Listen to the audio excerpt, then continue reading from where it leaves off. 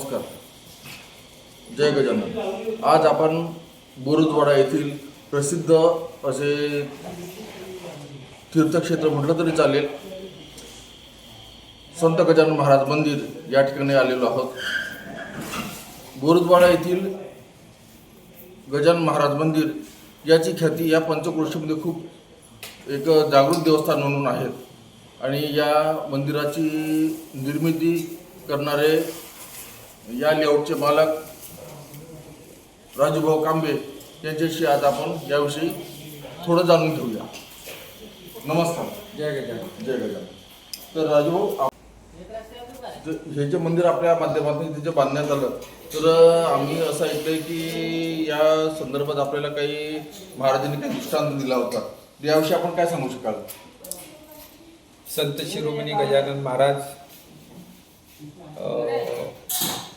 शेगाव निवासी, त्यांच्या चरणी कोटी कोटी नमन. संत श्रेष्ठ गजानन महाराज व आद्य जगद्गुरू रामानंदाचार्य नरेंद्राचार्य महाराजजी या मंदिराची प्राणप्रतिष्ठा 2017 साली झाली. तेव्हापासून आजपर्यंत इथे दरवर्षी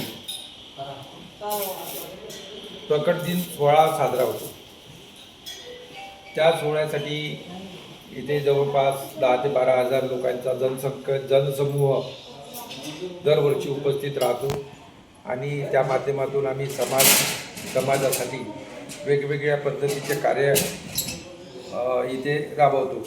जसं सांगायचं म्हटलं तर रक्तदान शिबिर, रोग निदान निःशुल्क शिबिर, काही सांस्कृतिक कार्यक्रमसुद्धा आम्ही करण्याचा प्रयत्न करतो.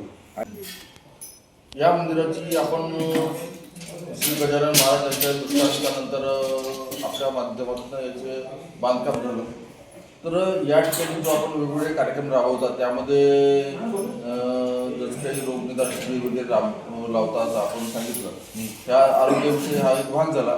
परंतु जसं जो आपला महाराष्ट्राचा एक सांस्कृतिक वारसा आहे, तो सांस्कृतिक वारसा जपण्याच्या उद्देशाने जसं काही भजनी लोक आहेत, जे कीर्तनकार लोक आहेत, जी महाराष्ट्राला लाभलेली संत परंपरा आहे, त्या संत परंपरेच्या माध्यमातून आपण इथे अजून काय प्रोग्राम लावतात याबद्दल थोडं माहिती सांगा.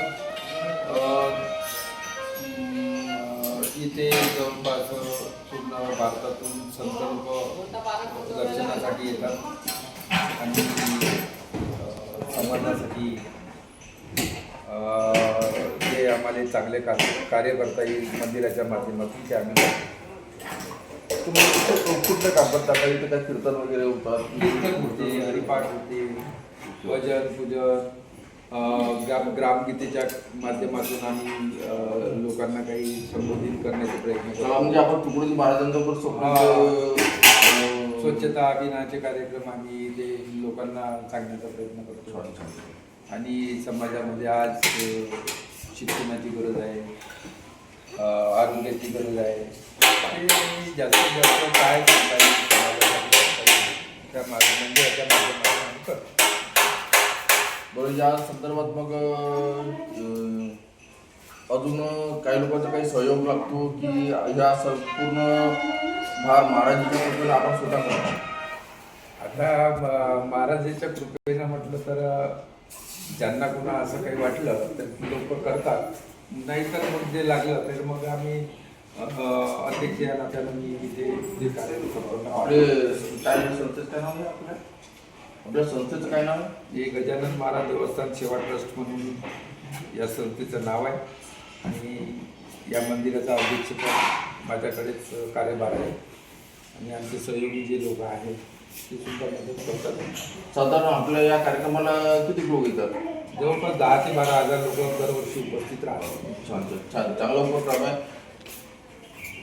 अशाच उपक्रमाच्या माध्यमातून समाजाने अजून पुढे यावं आणि आपल्या महाराष्ट्राचा सांस्कृतिक वारसा जपण्यासाठी प्रयत्न करावेत.